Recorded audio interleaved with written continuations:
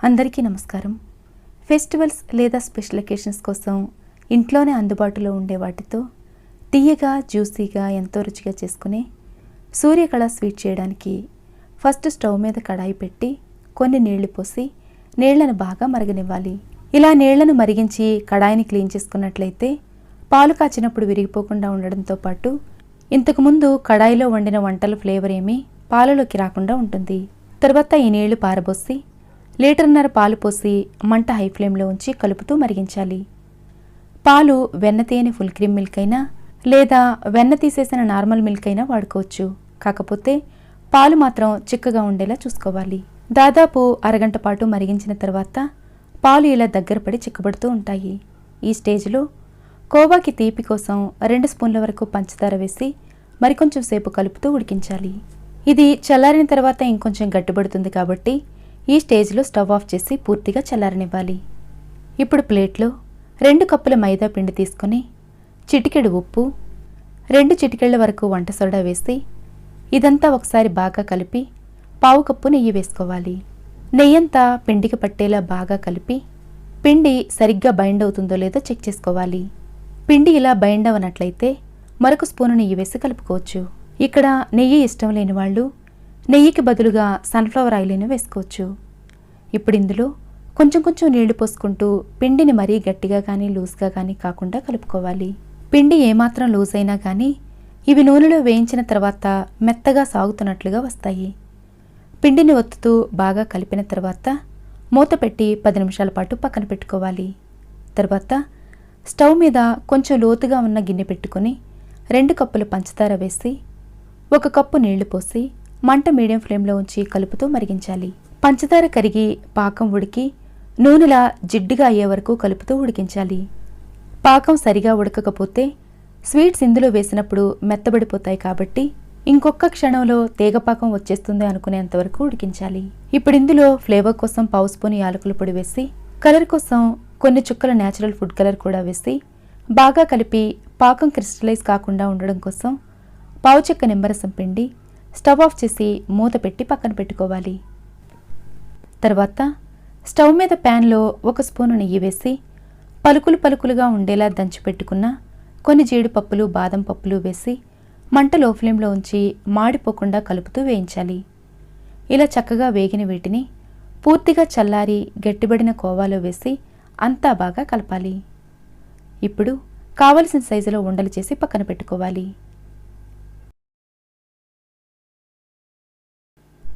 తర్వాత కలిపి పెట్టుకున్న మైదా పిండి ముద్దని మరోసారి బాగా కలిపి కొంచెం పిండి తీసుకుని చపాతీ పీట మీద అంతా ఈక్వల్గా ఉండేలా ఒత్తుకోవాలి. కావాల్సినంత పిండి తీసుకున్న తర్వాత మిగిలిన పిండి డ్రై అయిపోకుండా మూత పెట్టి పక్కన పెట్టుకోవాలి. పిండిలో సరిపడినంత నెయ్యి వేసి సరైన కన్సిస్టెన్సీలో కలిపినట్లయితే పీట మీద నూనె కానీ పిండి కానీ వేసే అవసరం లేకుండానే చపాతీని ఈజీగా స్ప్రెడ్ చేయొచ్చు. చపాతీ మరీ పల్చగా ఒత్తినట్లయితే లోపల ఉండే కోవా బయటికి వచ్చే అవకాశం ఉంటుంది. అలాగని మరీ మందంగా ఒత్తినట్లయితే లోపల వరకు సరిగ్గా వేగదని గుర్తుంచుకోవాలి. ఇప్పుడు ఏదైనా షార్ప్గా ఉండే గిన్నె కానీ గ్లాస్ కానీ తీసుకొని ఇలా రౌండ్గా కట్ చేసుకోవాలి. ఎక్స్ట్రా పిండంతా తీసేసిన తర్వాత ఇలా రెండింటిని తీసుకొని కోవా ఉండని ఈ మధ్యలో ఉంచి కొద్దిగా ఫ్లాట్గా ఒత్తి అంచుల దగ్గర ఊడిపోకుండా కొన్ని నీళ్లు చుక్కలను అప్లై చేసిన తర్వాత రెండో దాన్ని దీనిపైన పెట్టి జాగ్రత్తగా సీల్ చేసుకోవాలి. ఇది జాగ్రత్తగా సీల్ చేయనట్లయితే నూనెలో వేయించేటప్పుడు కోవా అంతా నూనెలోకి వచ్చేసి నూనెంతా పాడైపోయే అవకాశం ఉంటుంది. క్లోజ్ చేసిన దీన్ని ఇలా సూర్యకిరణాల లాంటి డిజైన్ వచ్చేలా చేసుకోవాలి. ఇలా చేసేటప్పుడు కూడా లోపల ఎలాంటి హోల్ పడకుండా చూసుకోవాలి. ఇలా డిజైన్ చేయడం కష్టం అనుకునే వాళ్ళు క్లోజ్ చేసిన తర్వాత సింపుల్గా ఫోర్క్తో డిజైన్ పెట్టుకుంటే సరిపోతుంది. ఇలా డిజైన్ రెడీ అయిన తర్వాత చుట్టూ మరోసారి జాగ్రత్తగా సర్ది ఇదే విధంగా మిగతావి కూడా రెడీ చేసుకోవాలి. మనం వాడిన పావు కిలో పిండి, 400 గ్రాముల పంచదార, లీటర్న్నర పాలు, వీటన్నిటికీ దాదాపుగా 3/4 కిలో వరకు స్వీట్స్ వస్తాయి. ఇలా అన్నీ రెడీ చేసుకున్న తర్వాత స్టవ్ మీద కడాయిలో ఇవి మునిగేంత వరకు నూనె పెట్టుకుని నూనె ఇలా కొంచెం కాగిన తర్వాత మాత్రమే వీటిని వేసి మంట లో ఫ్లేమ్లో ఉంచి నెమ్మదిగా వేగనివ్వాలి. 5 నిమిషాల తర్వాత ఇవి అడుగు నుండి వాటంతట అవే పైకి తేలుతాయి. ఇలా పైకి తేలినప్పుడు మంట మీడియం ఫ్లేమ్ నుండి లో ఫ్లేమ్లోకి అడ్జస్ట్ చేసుకుంటూ రెండు వైపులా తిరిగేసి వేయించాలి. ఇవి సాగకుండా క్రిస్పీగా లోపలి వరకు వేగాలంటే తక్కువ మంట మీద మాత్రమే వేయించాలి. ఇవి సరిగ్గా వేగడానికి దాదాపు పావుగంట వరకు టైం పడుతుంది. ఇలా వేగిన వీటిని నూనెలో నుండి తీసిన వెంటనే పక్కనే ఉన్న వేడి పాకంలో వేసుకోవాలి. పాకం చల్లారిపోయినట్లయితే మరోసారి వేడి చేసుకోవాలి. ఇవి రెండూ వేడిగా ఉంటేనే పాకాన్ని సరిగ్గా పీల్చుకుంటాయి.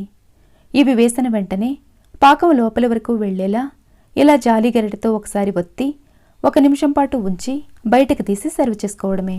ఇలా నూనెలో వేయించి పాకంలో వేసిన స్వీట్స్ని చేసిన రోజునే తింటే బయట క్రిస్పీగా లోపల జ్యూసీగా చాలా చాలా బాగుంటాయి. ఇవి ఫ్రిడ్జ్లో పెట్టకుండా 5 రోజుల పాటు నిల్వ ఉంటాయి, కానీ తర్వాత నెమ్మదిగా డ్రై అయిపోతూ ఉంటాయి. అందుకే ఇలాంటి స్వీట్స్ ఏవైనా కానీ చేసిన రోజు సర్వ్ చేసుకుంటేనే చాలా చాలా బాగుంటాయి. తర్వాత స్వీట్ ఏంటంటే తినేటప్పుడు కొంచెం మైసూర్ పాక్లా మరికొంచెం కొబ్బరి బర్ఫీలా మంచి ఫ్లేవర్తో నోట్లో కరిగిపోయేంత గుల్లగా ఎంతో రుచిగా ఉండే ఈ 90s స్వీట్ చేయడం కోసం ముందుగా ఏదైనా కేక్ మోల్డ్ కానీ స్టీల్ గిన్నె కానీ తీసుకొని బటర్ పేపర్ వేసి దీని అడుగున పక్కలకి కాస్త నెయ్యి అప్లై చేసి రెడీ చేసుకోవాలి. బటర్ పేపర్ లేనట్లయితే నెయ్యి మాత్రమే రాసుకున్నా సరిపోతుంది. తర్వాత అడుగు మందంగా ఉండే కడాయిని స్టవ్ మీద పెట్టి కొలత కోసం ఏదైనా గిన్నె తీసుకొని 1 గిన్నె శనగపిండిని కొలిచి జల్లించి వేసుకోవాలి.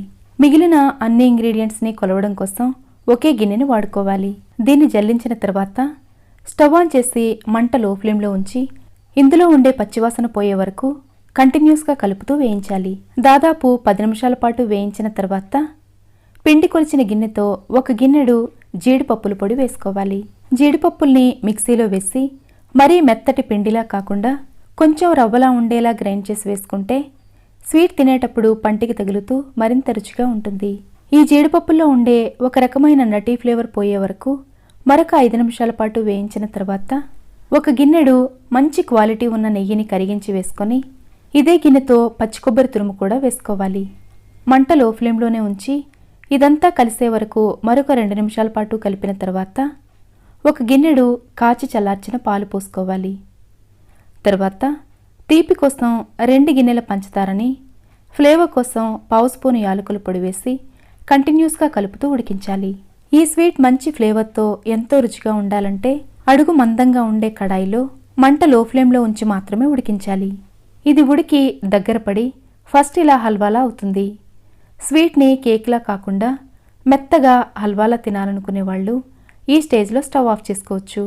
కానీ ముక్కలా కట్ చేయాలంటే మాత్రం ఇది ఇంకాస్త దగ్గర పడి ఇలా ఉండలా అవుతూ ఉండాలి.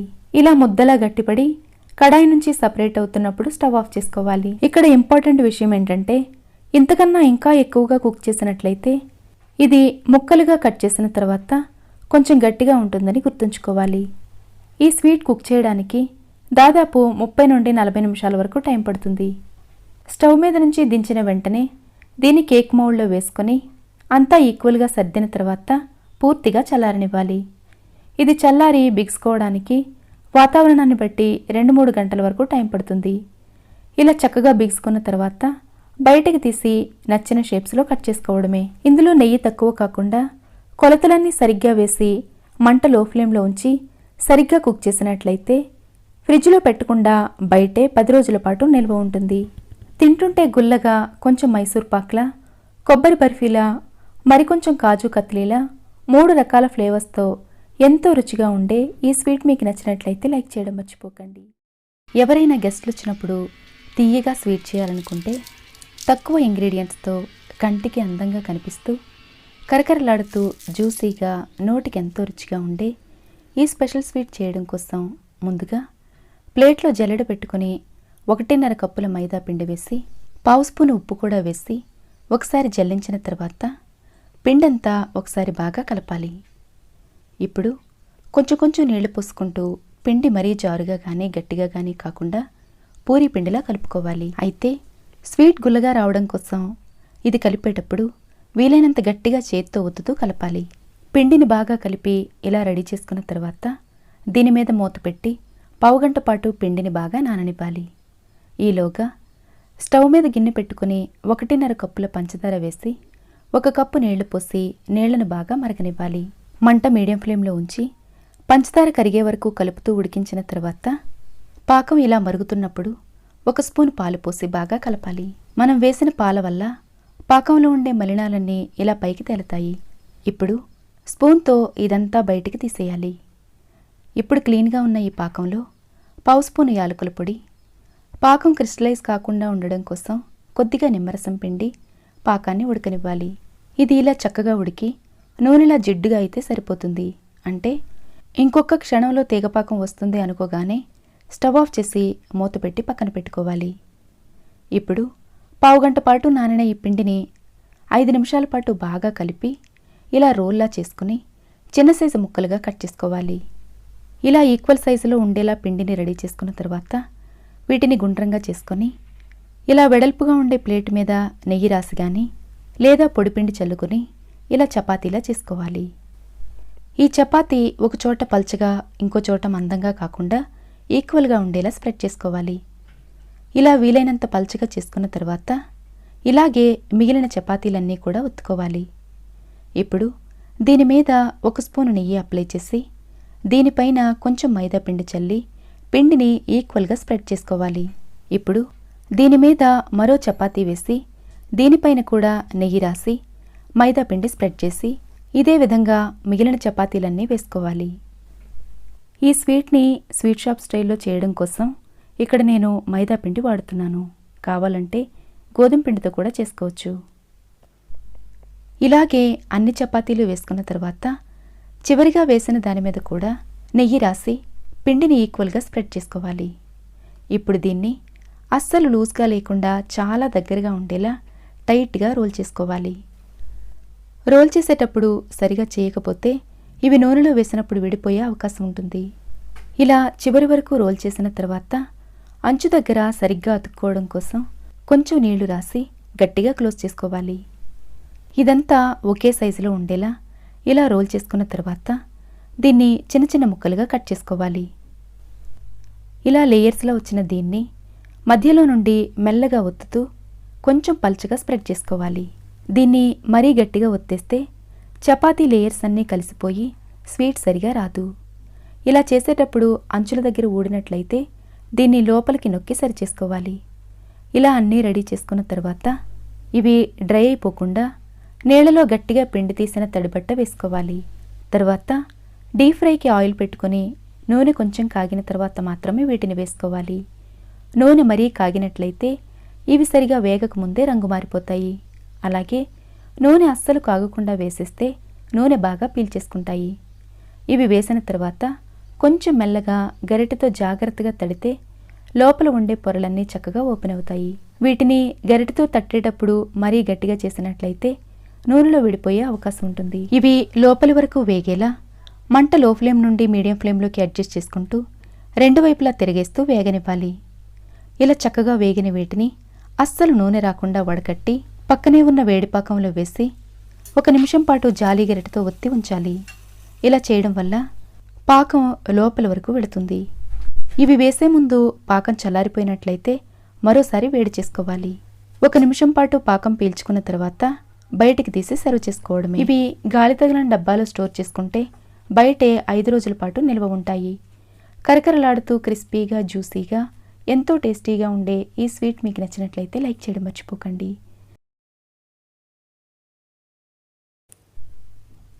ఎంతో రుచిగా ఉండడం మాత్రమే కాకుండా పిల్లలకి ఎంతో బలాన్ని ఇచ్చేలా పాలు బెల్లంతో హెల్దీగా చేసుకునే ఈ స్వీట్ కోసం స్టవ్ మీద గిన్నె పెట్టుకుని 1.5 లీటర్ల వెన్న తీయని చిక్కటి పాలు తీసుకోవాలి. ఇప్పుడు మంట హై ఫ్లేమ్లో ఉంచి అడుగు పట్టేయకుండా కంటిన్యూస్గా కలుపుతూ పాలను బాగా మరగనివ్వాలి. ఇలా 2-3 పొంగులొచ్చి పాలు బాగా మరిగిన తర్వాత స్టవ్ ఆఫ్ చేసి పాలను కొంచెం వేడి తగ్గనివ్వాలి. ఇప్పుడు ఇందులో గింజలు లేకుండా వడకట్టిన 2 స్పూన్ల నిమ్మరసాన్ని కొంచెం కొంచెంగా వేసుకుంటూ ఉండాలి. పాలు సరిగా విరగనట్లయితే మరికొంచెం నిమ్మరసం వేసి కలుపుకోవాలి. పన్నీరు ఎప్పుడు చేసినా కానీ పాలను బాగా మరగబెట్టిన తర్వాత మాత్రమే పాలు విరగ్గొట్టాలి. పాలు సరిగా మరగకుండా పాలను విరగ్గొట్టినట్లయితే పన్నీరు బ్యాడ్ స్మెల్ వచ్చే అవకాశం ఉంటుంది. ఇవి ఇలా చక్కగా విరిగిన తర్వాత గిన్నెలో ఫిల్టర్ పెట్టుకుని పల్చటి కాటన్ క్లాత్ వేసి వీటిని వడకట్టుకోవాలి.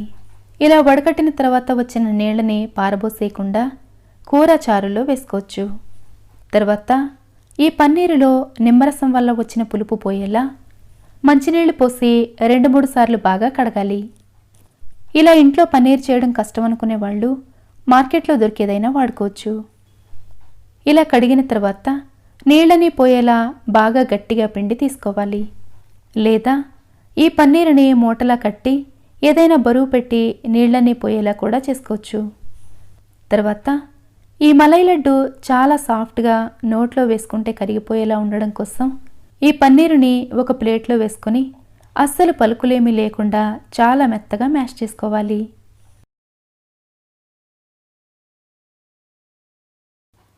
ఇలా సాఫ్ట్గా రెడీ చేసుకున్న తర్వాత స్టవ్ మీద కడాయిలో అరకప్పు మంచి క్వాలిటీ ఉండే ఆర్గానిక్ బెల్లం వేసుకొని మంట లో ఫ్లేమ్లో ఉంచి బెల్లాన్ని ఒకసారి కరగనివ్వాలి. ఇప్పుడు ఇందులో రెడీ చేసుకున్న పన్నీరు వేసి అంతా బాగా కలపాలి. పన్నీరు వేసిన తర్వాత పన్నీరులో ఉండే నీరు బయటికి వస్తూ ఉంటుంది కాబట్టి బెల్లం కరగడం కోసం ప్రత్యేకంగా నీళ్ళేమీ వేయాల్సిన అవసరం ఉండదు. ఇప్పుడు మంట మీడియం ఫ్లేమ్లో ఉంచి ఈ రెండింటినీ కలుపుతూ ఉడికించాలి. ఇది ఏమాత్రం అడుగు పట్టేసినా కానీ స్వీట్ టేస్ట్ అంతా పాడైపోతుంది కాబట్టి కంటిన్యూస్గా కలుపుతూనే ఉండాలి. కొంచెం సేపటికి ఇదంతా పూర్తిగా కరిగి ఇలా పల్చగా తయారవుతుంది. ఇప్పుడు మంట లో ఫ్లేమ్లోకి టర్న్ చేసి ఇందులో ఉండే నీరంతా పూర్తిగా ఆవిరైపోయేలా కంటిన్యూస్గా కలుపుతూ ఉడికించాలి. తర్వాత ఫ్లేవర్ కోసం 1 స్పూను నెయ్యి వేసి అంతా బాగా కలపాలి.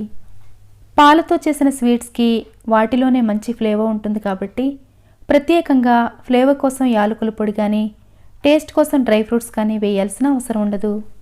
దాదాపు 20 నిమిషాల తర్వాత ఇది చక్కగా ఉడికి కడాయి నుంచి ఇలా సపరేట్ అవుతూ ఉంటుంది.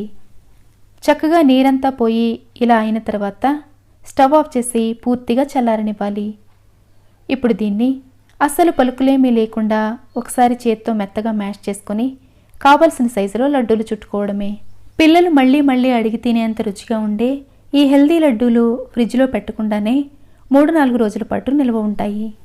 పండుగలు స్పెషల్ అకేషన్స్లోనే కాకుండా ఇంటికి ఎప్పుడైనా గెస్ట్లు వచ్చినప్పుడు పిల్లలు తినడం కోసం ఈజీగా టేస్టీగా చేసుకునే ఈ స్వీట్స్ మీకు నచ్చినట్లయితే లైక్ చేయడం మర్చిపోకండి. మరిన్ని వీడియోస్ కోసం మన ఛానల్ సబ్స్క్రైబ్ చేసుకుని నోటిఫికేషన్ మిస్ అవ్వకుండా ఉండడం కోసం బెల్ బటన్ నొక్కండి. Thanks for watching.